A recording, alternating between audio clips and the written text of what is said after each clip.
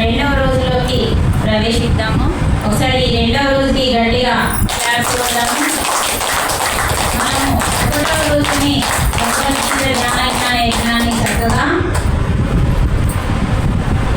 Success చేసుకున్నాము, సంబరాలు చేసుకున్నాము. అలాగే రెండవ రోజులోకి అడుగు పెట్టినాము. రెండవ రోజులోకి అడుగు పెట్టినప్పుడు ఎవరికి ఎంత శక్తి ఉంటే వాళ్ళే వస్తారు. అది చాలా ముఖ్యమైన పాయింట్. కొన్ని ఆటంకాలు ఎన్నో వస్తుంటాయి. భగవద్గీత వినడానికైనా, ధ్యానం చేయడానికైనా, సజ్జన సాంగత్యానికి, అన్నింటికి కొన్ని అర్హతలతోనే ఉంటుందండి. అందుకనే కొన్ని అడ్డంకులు వస్తూ ఉంటాయి, వాళ్ళు రాలేకపోతారు. చూడండి, ఎక్కడైనా గొడవ జరుగుతుందంటే మన అర్హత కాబడుతుందా? పోయి చూడడానికి అవసరం పడదు. కానీ ఒక సత్యాన్ని, ధర్మాన్ని తెలుసుకోవడానికి అర్హత కాబడుతుంది. ఎందుకంటే మనము ఎన్నో పాపాలు చేస్తుంటాం, ఎన్నో పుణ్యాలు చేస్తుంటాం. అవి కర్మలు అడ్డం వస్తూ ఉంటాయి. అందుకని ఎంతమందికి మనం చెప్పినా, గీతలో కూడా భగవానుడు ఏమన్నాడంటే, నేను ఒక 1000 మందికి చెప్పినా, 1,00,000 మందికి చెప్పినా ఆత్మజ్ఞానం అందరికీ అందదు, అందులో ఏ ఒక్కడు మాత్రమే వస్తాడు అని చెప్పి శ్లోకంలో చెప్తున్నాడు. అంటే ఆత్మజ్ఞానం అనేది అందరికీ అవ్వదు, అర్హత ఉన్న వాళ్ళకే అవ్వతుంది. అర్హత అంటే ఏం అర్హత అంటే, మనకి శరీరంలో ఉన్నప్పుడు ఎటువంటి కర్మలు చేస్తామో దాన్ని బట్టి ఆత్మజ్ఞానం అనే అర్హత మనకి అవ్వుతుంది. ఫస్ట్ చాలా మంది వస్తారండి, వింటారు కానీ ఇడిస పెడతారు. అందులోనే వాళ్ళే వింటారు, కొంచెం పట్టించుకుంటారు. ఇంకా కొంచెం మంది ఆచరిస్తారు, ఇంకా కొంచెం మంది ఆచరించి 10 మందికి చెప్పడానికి తీర్చిదిద్దుతారు. అంటే ఇంతమందిలో 4-5 రకాల మంది ఉంటారు. మీ యొక్క స్థితిని బట్టి మీరు దాన్ని క్యాచ్ చేయగలుగుతారు. అర్థమవుతుందా? అందుకే బాగా శ్రద్ధగా వినాలి, ఏం చెప్తున్నారు, ఆ పాయింట్ నాకేం అవసరం, ఎలా అవసరం అనేది క్యాచ్ చేయాలి. అందుకని మనకు వినడము రాదు, చదవడము రాదు, పని చేయడము రాదు, వంట కూడా రాదండి మనకి. మనం వంట కూడా ఎట్లా చేస్తాం చెప్పండి? ఎట్లా చేస్తాం? శుద్ధితో చెయ్యం. శుద్ధి అంటే ఒకటి స్నానమే కాదండి, ముఖ్యమైనది మనస్సు. మనస్సులో ఎలా ఉండాలి వంట చేసేటప్పుడు? అందుకనే పూర్వము తడి క్లాత్ చుట్టుకొని మడితో చేసేవారు. ఎందుకు? తడి క్లాత్ ఎప్పుడైతే శరీరానికి తగిలితే మనస్సు శుద్ధి అవుతుంది అని. అందులో ఆలోచనలు నెగిటివ్గా రావు, అసలు ఆలోచనలు రావని మడితో వంట చేసేవారు. ఎందుకు ముట్టకు అని ఎందుకు అనేవారు మడి లేని వారిని అంటే, అది మరి భావాలని క్రియేట్ చేస్తుందని చెప్పి వాళ్ళ దూరం నుంచి శుద్ధిగా వంట చేసేవారు. ఎంత పవిత్రంగా, ఎంత శుద్ధిగా వంట చేస్తామో మనమంత శుద్ధిగా తయారవుతాం. ఎందుకు? తినేది ఆహారం కదా. ఆ ఆహారం మనకి ఏమిస్తుంది చెప్పండి? శక్తిని ఇస్తుంది.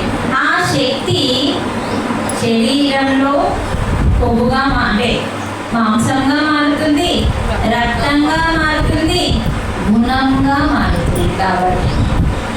కాబట్టి మరి మన గుణం బంగారంగా ఉండాలంటే వంట కూడా బంగారంగా చేయాలి.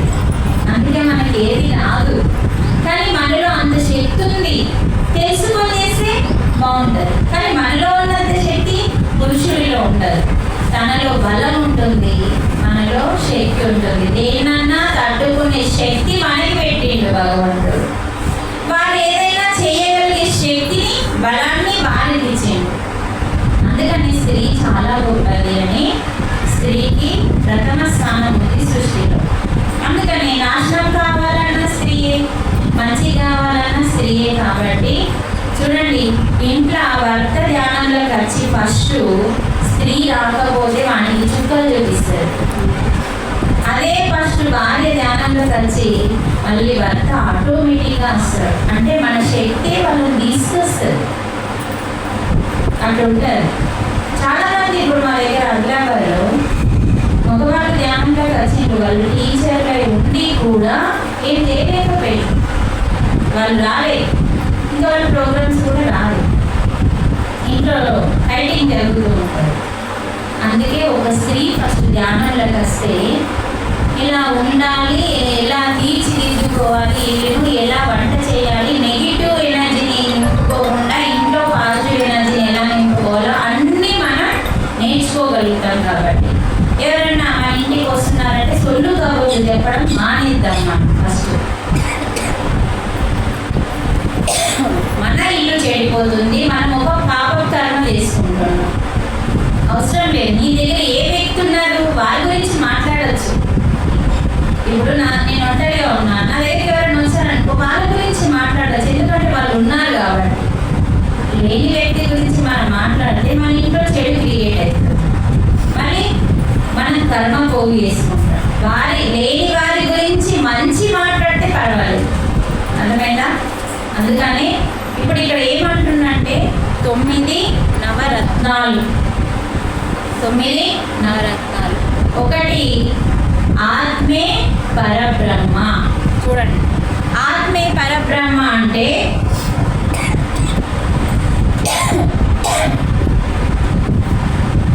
ఆ పరబ్రహ్మ నుంచి వచ్చిన వాళ్ళం. కాబట్టి ఇప్పుడు మనది అవతారం మనిషికి మళ్ళీ పిల్లలు ఎవరు పుడతారు?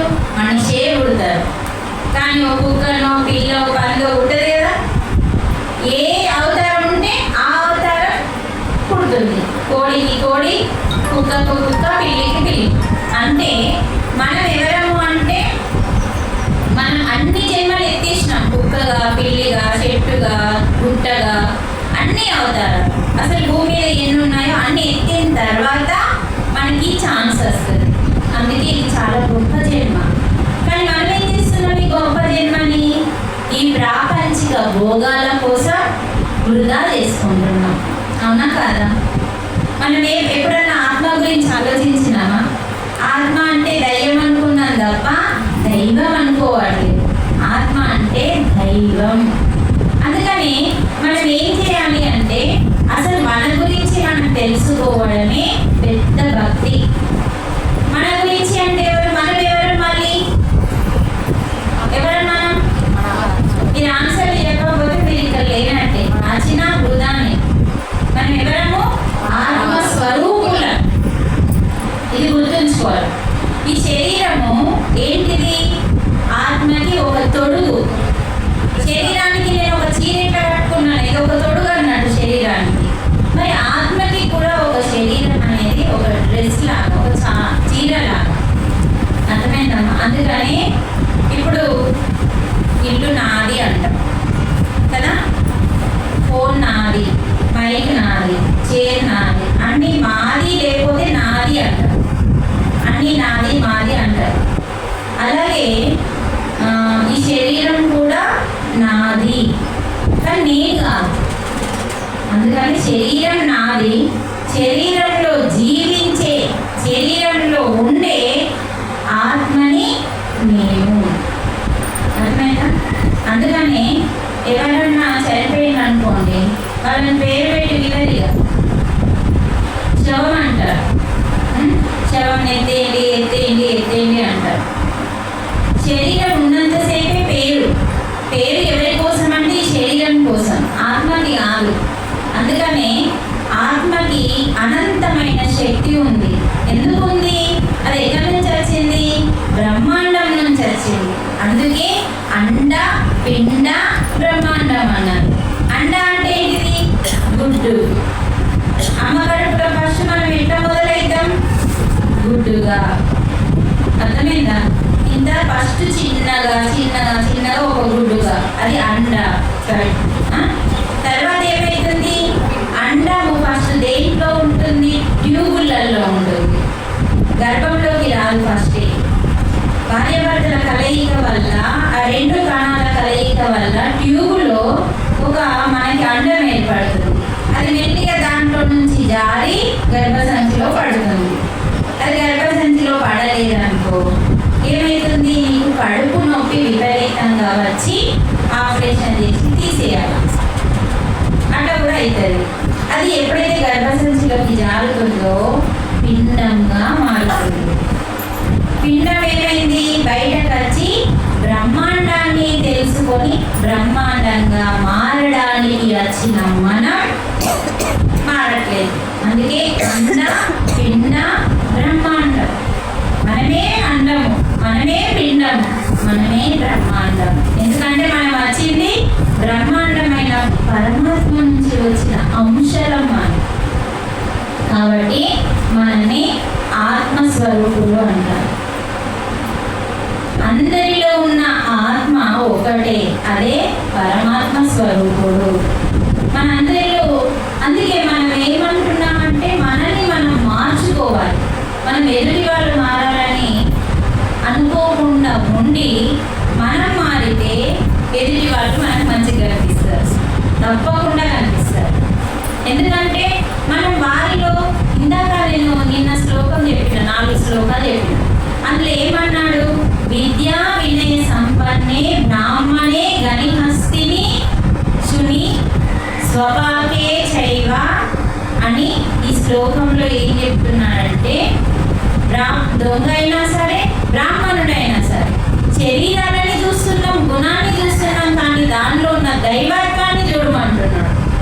అందుకని వాడు ఎందుకు దొంగ అయిండు, గత జన్మలో వాడు ఎవరికి దానం చేయలేడు, వాడికి ఏం దిక్కు లేదు, అందుకని వాడు దొంగగా వచ్చిండు. వాడు ఎందుకు ఆ జన్మ తీసుకుంటాడో కూడా కారణం ఉంటుంది. ఒక అతను భిక్షం ఎత్తుకుంటాడు. ఎందుకు, అక్కడ మన ఇంటి ముందర నిలబడి ఏమడుగుతున్నాడు, అమ్మ ధర్మం దేని అంటాడు. ఏమన్నాడు చూడండి, ఎంత గొప్ప పదం అంటే, ధర్మం చెయ్యండి అంటున్నాడు. మన ఇంటి ముందరకు వచ్చిన ఒక బిచ్చమతను, బిచ్చగాడు కాదు, బిచ్చమతను కూడా దైవం ఉంది. నేను ఏమంటున్నాడు, నేను ఒకప్పుడు ధర్మం చెయ్యలేదు కాబట్టే నేను బిచ్చగాన్ని అయినా, ఇప్పుడు నువ్వు ధర్మం చెయ్యు తల్లి అని మనకు నేర్పిస్తున్నాడు. మన ఇంటి ముందరకు వచ్చి మనం ఏం చెప్తాం, ఏమైందిరా నీకు కాళ్ళు చేతులు బాగున్నాయి, ఏం లేదు ఏం లేదు ఏం లేదు పో అనేస్తాం. కానీ మన బుర్ర పనిచేయదు కదా. అందుకనే భగవంతుడు ఏ రూపంలో వస్తాడో తెలియదు కాబట్టి ఆయన ఎందుకు మనకు ఒక పదాన్ని నేర్పించడానికి వస్తుంది, జ్ఞానం నేర్పించడానికి. అమ్మ ధర్మం చేయు అంటున్నాడు, అమ్మ ఆకలి అవుతుంది అంటున్నాడు, అమ్మ అని పిలుస్తున్నాడు. అందుకే మనం అందరము ఈ చేతితో పెట్టడానికి వచ్చిన అమ్మలము. మీరు ఎంత పెడితే 3 ఇంతలు తిరిగి వస్తుందండి సృష్టిలో. మనం ఏది ఇచ్చినా అమ్మ 3 ఇంతలు వస్తుంది, పాపం ఇచ్చినా 3 ఇంతలు వస్తుంది, పుణ్యం ఇచ్చినా 3 ఇంతలు వస్తుంది, దానం చేసినా 3 ఇంతలు వస్తుంది. అందుకని మనం ఒక కథ చెప్పుకుందాం, గొప్ప కథ. ధర్మరాజు కంటే గొప్పవాడు ఒక బ్రాహ్మణుడు. అలా మనం ధర్మాన్ని నేర్పడానికి వచ్చిన ఒక బిచ్చమతని దగ్గర కూడా మనం నేర్చుకునేది ఉంటుంది కాబట్టి అతను కూడా గొప్పోడే. అందుకని భగవద్గీతలో ఏం చెప్తున్నాడంటే, ఆ కుక్క రాగానే కడి అంటాం, ఆవు రాగానే దా అంటాం అన్నా, అవునా కదా. గాడి కుక్క రోజు వస్తుంది అనుకుంటా అంటాం, పిల్లి రాగానే ఎదురొచ్చింది అని చెప్పి తిడుతూ ఉంటాం. అది నీ ఆలోచనే తప్పు తప్ప ఇంకోటి ఏమీ లేదు. ఎందుకంటే నేను అందరిలో ఉన్నానన్నాడు. అహమాత్మ గుడాకేశ సర్వభూతాశయ స్థిత అన్నాడు. అంటే నేను సర్వ జీవులలో ఉన్న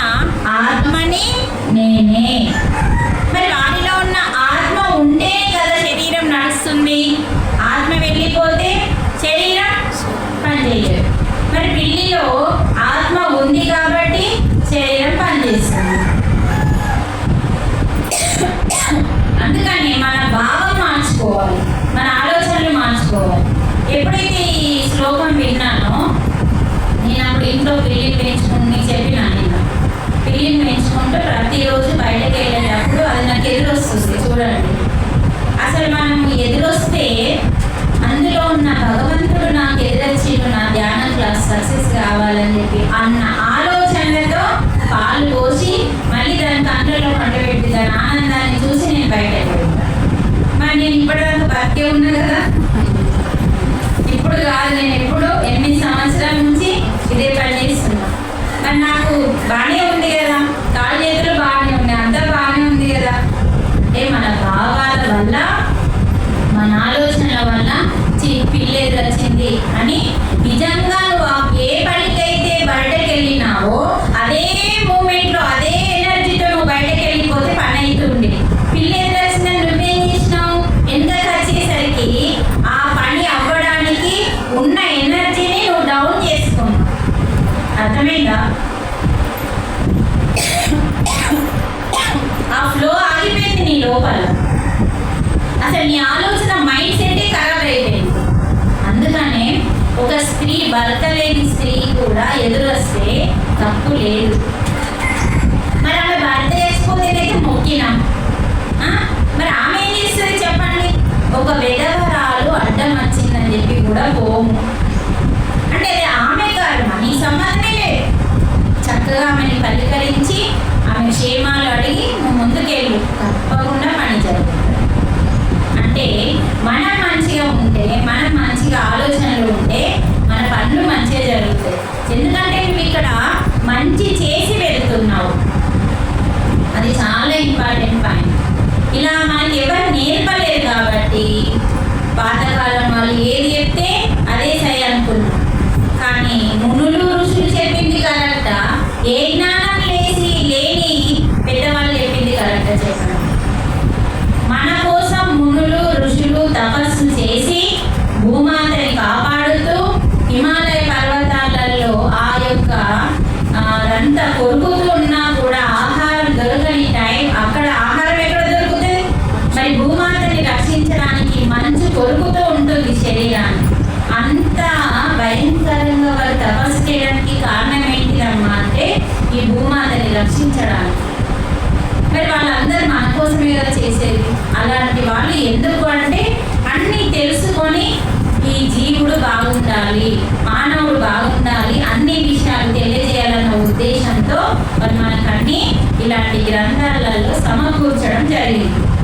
అవి మన ఇంట్లో ఉండవు. బోలెడన్ని నగలు ఉంటాయి, బోలెడన్ని చీరలు ఉంటాయి, బోలెడన్ని బోర్లు ఉంటాయి, పెట్టుకోవడానికి జాగా కూడా తీసుకుంటుంది. కానీ నింపుతాం, ఏది చూస్తే అది కొంటాం, అలా తయారైపోతాం మనం. కానీ ఏది చూస్తే అది కొనేవాళ్ళు. అందుకే ఒక మహానుభావుడు ఏం చెప్పిందంటే, ఒకవేళ అంగి జనిగితే, చీర జనిగితే ఇంత ఉట్టుకో, దాన్ని కట్టుకో. నీ చీర కొనుక్కునే వాళ్ళు ఆ డబ్బులతో ఒక పుస్తకం కొనికి చదువుకో అని చెప్పింది. చినిగిన చొక్కా వేసుకోకని ఒక మంచి పుస్తకం కొనుక్కో అని కొటేషన్ చెప్పింది. అంటే పుస్తకం ఏం చేస్తుంది? నిన్ను మనల్ని మారుస్తుంది, మనల్ని మలుచుతుంది. చూడండి, అలాంటివి మన దగ్గర ఉండవు. మన ఇంట్లో గ్రంథాలు మొత్తం ఇట్లా ఉండాలి. ఎదురుగా ఎవరైనా వస్తే అబ్బా భగవత్ అట్లా మన ఇంటికి దర్వాజ లోపలికి వచ్చేటట్టుగా వాళ్ళకి ఎదురుగా కండ్ల పడేటట్టుగా భగవద్గీత అనే పెద్ద గ్రంథం మంచి పెట్టాలి ఎదురుగా. ఆ కండ్లు ఎక్కడ పడతాయి? ఆ భగవద్గీత మీద పడంగానే మన ఇంటికి వాళ్ళ ఎనర్జీ అనే డౌన్ ఎనర్జీ అనేది మన మీద పడదు. అందుకని పెద్దగా అక్షరాలతో రామాయణం, సంపూర్ణ రామాయణం, భగవద్గీత ఇవన్నీ మంచి సెల్ఫ్లో ఎదురుగా పెట్టాలి. ఎవరైనా వస్తే దాని మీద చూపు పడాలి. వాళ్ళు ఫస్ట్ అవే చదువుతారు. అప్పుడు వాళ్ళు ఏదైతే నెగిటివ్ అనుకుంటారో అదంతా వీటి మీద వెళ్ళిపోతుంది. అందుకని ఎవరైనా వస్తే దేవుళ్ళ ఫోటోలు ఎందుకు పెడతాం? వాళ్ళ దృష్టి దాని మీద పడిపోవాలని. అందుకని ప్రతిదీ వాళ్ళు ఎందుకు ఇవన్నీ కనిపెట్టిళ్ళు? ఆత్మీయ పరబ్రహ్మ అంటే ఆ జీవుడు ఆ బ్రహ్మాండం నుంచి వచ్చినవాడు. ఇదంతా మనకి స్కూలమ్మ, జీవితంలో పాఠాలు నేర్చుకోవడానికి వచ్చిన బడి, పాఠశాల. అంటే భూలోకం అనేది నేర్చుకోవడానికి వచ్చిన పాఠశాల. ప్రతి జీవుడు ఇక్కడ నేర్చుకోవడానికి వస్తాడు. అందుకని ఇది పాఠశాల. మన మొత్తం పైన ఉంటుంది, దాని పేరే సత్యలోకం. మొత్తం అంటే నాశనం కాని లోకం, సత్యలోక వాసులం మనం. అలాంటి గొప్ప వాసులము ఇక్కడికి నేర్చుకోవడానికి వచ్చినాం. కానీ ఇక్కడ పదంతరాల బిల్డింగ్ కట్టుకొని ఇది శాశ్వతం అనుకొని ఆ బిల్డింగ్లో ఇంత దయ్యమై కూర్చుంటున్నాం పోగా. చూడండి, అందుకని ఇక్కడ ఏ వస్తువు కొనుక్కున్నా ఓకే పర్వాలేదు, అనుభవించు. కారు కొనుక్కో, అనుభవించు, కానీ దాని మీద ఎక్కువ ఇష్టం మోజు పెంచుకోవద్దు, వ్యామోహం ఉండకూడదు. అన్నీ ఇప్పుడు నీ దగ్గర డబ్బు ఉంది, ఎంజాయ్ చేయు, దానం చేయు, ఎంజాయ్ అన్నీ చేయు, అనుభవించు. ఎందుకంటే నువ్వు గతంలో పుణ్యం చేసినావు, భోగం వచ్చింది, ఎంజాయ్ చేయు, తర్వాత దానం చేయు, తప్పు కాదు. కానీ అవి లేకపోతే కరెంట్ లేకపోతే నేను ఉండలేను, ఫ్యాన్ లేకపోతే ఉండలేను, కూలర్ లేకపోతే ఉండలేను, కొందరు ఏసీ లేకపోతే ఉండలేను, ఇట్లా చెప్తూ ఉంటారు. మొన్న చెప్పిన మా ఇంటికి వచ్చిన వాళ్ళకి 24 గంటలు మెడిటేషన్ కూర్చుంటే మధ్య మధ్యలో కరెంట్ పోతే ఏం చేస్తారు? ఏసీ కింద కూర్చుంటే వచ్చిండు మా ఇంటికి. ఇంట్లో ఎప్పుడు ఏసీ ఉంటారు, మీ అందరు ఏసీలలో ఉండేవాళ్ళే కదా. మరి 2-3 కూలర్లు పెట్టిన, అయినా 4 ఫ్యాన్లు పెట్టిన. కరెంట్ దాని ఇష్టం, ప్రకృతి ఇష్టం. ఒకవేళ కరెంటు పోతే మీరు ఏం చేస్తారు? మేడం అందుకే మీరు ఏసీలో ఉండద్దు అన్నారు కదా, ఎప్పటి నుంచో చెప్తున్నారు కానీ మాకు అర్థం కావట్లేదు. ఎక్కడికన్నా పోతే అన్ని ప్లేస్లలో ఏసీ దొరకదు కదా, కనీసం కూలర్ ఉంటుంది, కనీసం ఫ్యాన్ ఉంటుంది. అంటే మనం దేనికి అట్రాక్ట్ అవుతామో అది మనకి దొరకదు. అందుకని మనం ప్రతి దానికి దాని వ్యామోహం పెంచుకోవద్దు. ఎట్లున్నా సరే దాని మీద కరెంటు లేదు అనే ధ్యాస మనకి లేదనుకోండి, ఉండగలుగుతాం మనం. అరే కరెంట్ లేదు, కరెంట్ పోయింది అని ఇట్లా ఊపినాం అనుకో చాలు, ఇంకా ఉడకపోయడం స్టార్ట్ అవుతుంది. అందుకని మనం ఎలా జీవించాలి అనేది ప్రతి అక్షరం కూడా దీంట్లో పెట్టిండు. ఇప్పుడు చెప్పే విషయాలన్నీ అవే. అంటే ఆత్మే పరబ్రహ్మ అనేది 9 నవరత్నాలలో మొదటిది. అంటే మనం ఎవరము? ఆత్మలం. ఈ ఆత్మే ఎవరు? పరబ్రహ్మ నుంచి వచ్చినాము. అందుకే ఆత్మే పరబ్రహ్మ, ఆ బ్రహ్మనే ఈ ఆత్మ, ఈ జీవుడే ఆ దేవుడు, ఆ దేవుడే ఈ జీవుడు. ఒకటి అర్థమైంది కదా. రెండవది అదే చెప్తున్నా, జీవుడే దేవుడు, ఆత్మే పరబ్రహ్మ, జీవుడే దేవుడు. జీవుడు ఎందుకోసం వచ్చిండు? దేవుడు అవ్వడం కోసం వచ్చి దయ్యమైపోతున్నాడు. అర్థమవుతుందా? దయ్యమైతే జన్మ వస్తుంది. దయ్యం అంటే ఏంటిది?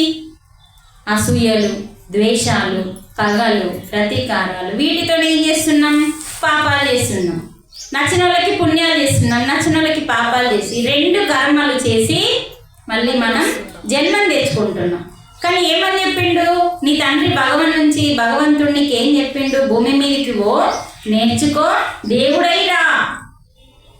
ఇప్పుడు మనం అమ్మలమండి, మన నుంచి పుట్టిన వాళ్ళు అమ్మలు కాదా? మన పిల్లలు, మనకు ఆడపిల్ల పుట్టింది, మళ్ళీ అమ్మ అవుతుంది కదా. అంటే మళ్ళీ మళ్ళీ మళ్ళీ ఏ ఆడపిల్లైనా అమ్మ కావాల్సిందే, ఏ మగవాడైనా నాన్న కావాల్సిందే. అలాగే భగవంతుడి నుంచి వచ్చిన మన బ్రహ్మాండలం మనం అందరం కూడా మళ్ళీ అమ్మ అంటే మాధవుడు కావడానికి వచ్చినాం. అందుకని ఈ జీవుడు ఎవరు?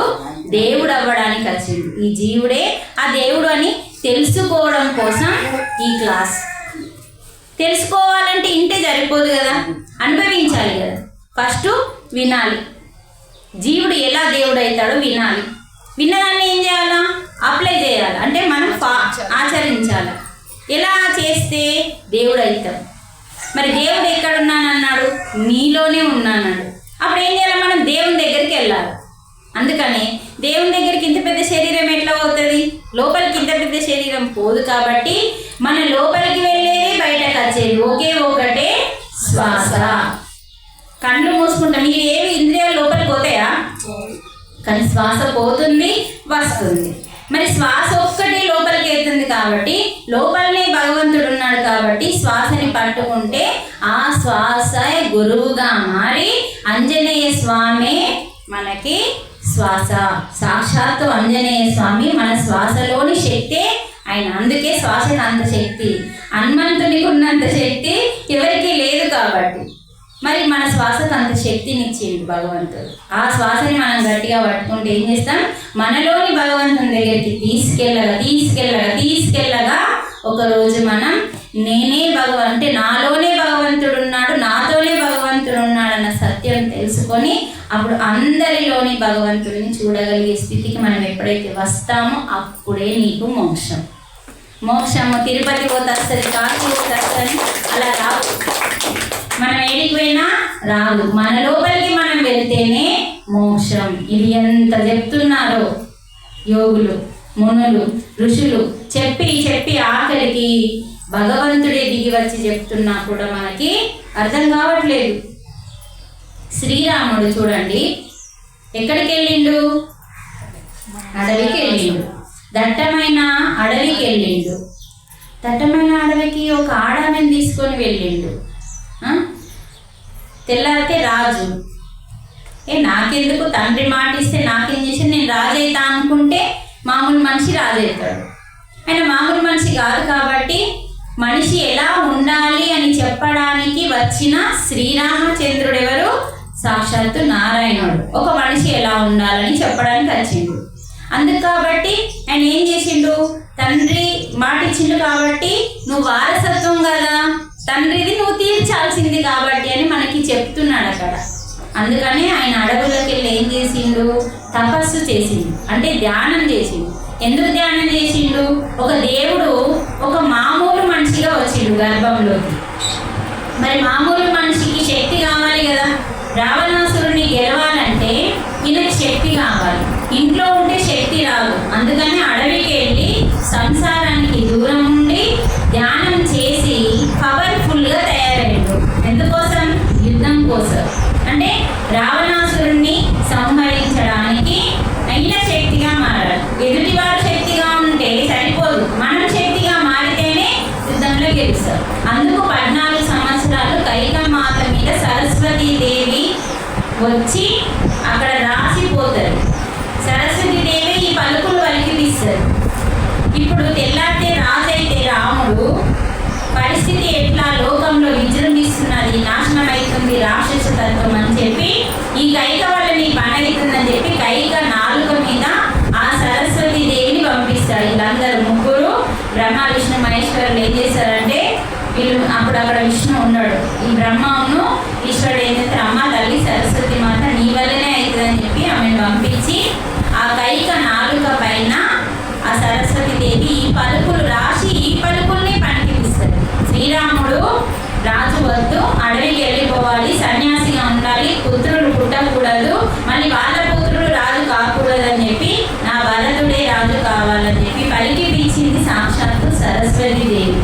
ఎందుకంటే రాముడు రాజు కాకూడదు. రాజైతే అయోధ్య బాగుంటుంది, కానీ లోకం బాగుండాలి కాబట్టి రాముడు ఎవరు కావాలి? దేవుడు కావాలి. రాముడు రాజు కాదు, దేవుడు కావాలని చెప్పి అరణ్యానికి పంపించి తపస్సు చేపించి రావణాసురుని కంటే శక్తిగా మార్చడానికి కైకేయిని భగవంతుడు వాడుకున్నారు. అందుకని కైకేయి మాత లోక కళ్యాణం కోసం ఎన్నో మాటలు పడ్డది, ఇప్పటికీ పడుతూనే ఉంది. కానీ ఆమె చేసింది లోక కళ్యాణం. ఆమె చెడు చేసింది అనుకుంటున్నాం, కానీ లోక కళ్యాణం చేసింది. ఆ విషయం మనకు అర్థం కాక మనం మాట్లాడుతున్నాం. అందుకని తెలుసుకొని మాట్లాడాలి. తెలుసుకోకుండా మాట్లాడితే అంత గొప్ప స్త్రీ మీద నిందలు వేస్తున్నాము. అందుకని ఇలాంటి విషయాలన్నీ కూడా మనం సత్యం తెలుసుకోవాలంటే మనలో జ్ఞానం పెరగాలి. మరి మనలో జ్ఞానం పెరిగేదంటే కేవలం ధ్యానం వల్ల జ్ఞానం వస్తేనే మళ్ళీ ముక్తి అంటున్నాడు. జ్ఞానం రాకపోతే ముక్తి రాదండి. అందుకని జీవుడే దేవుడు. ఈ జీవుడు భూమికి వచ్చి ఏమనుకుంటాడు? నా భర్త, నా అత్త, నా మామ, నా అమ్మ, నా నాన్న, నా పిల్లలు, నా కోడళ్ళు, నా కొడుకులు, నా మన్మలు అని భ్రమలో బతుకుతుంది ఈ జీవుడు. మరి ఈ జీవుడు ఇవన్నింటిలో ఉంటూ వీటన్నింటిని అంటించుకోకుండా ఎప్పుడైతే దేవుని ఆత్మజ్ఞానం తెలుసుకొని తన లోపలికి తాను ప్రవేశిస్తాడో అప్పుడు దేవుడు అవుతాడు. అందుకోసం వచ్చిన ఇక్కడ. అందుకే ఆత్మే పరబ్రహ్మ, జీవుడే దేవుడు. మరి జీవుడు దేవుడు కావాలంటే ఏం చెయ్యాలి? అందుకే శ్వాసే గురువు. ఎవరిని పట్టుకోవాలి మనం? జీవుడు దేవుడు కావాలంటే ఎవరిని పట్టుకోవాలా? మనలోని శ్వాసని పట్టుకోవాలి. శ్వాసను ఎందుకు పట్టుకోవాలి? అది ఉంటే నువ్వు శివుడు, అది పోతే నువ్వు శవం కాబట్టి. అది ఉంటే నువ్వు ఉంటావు, అది లేకపోతే నువ్వు లేవు కాబట్టి దాన్ని పట్టుకోవాలి. ఎందుకంటే శ్వాస సాక్షాత్తు ఆంజనేయ స్వామి. ఎలా ఆంజనేయ స్వామి అవుతుంది? ఆయన వాయు అంటే గాలిలో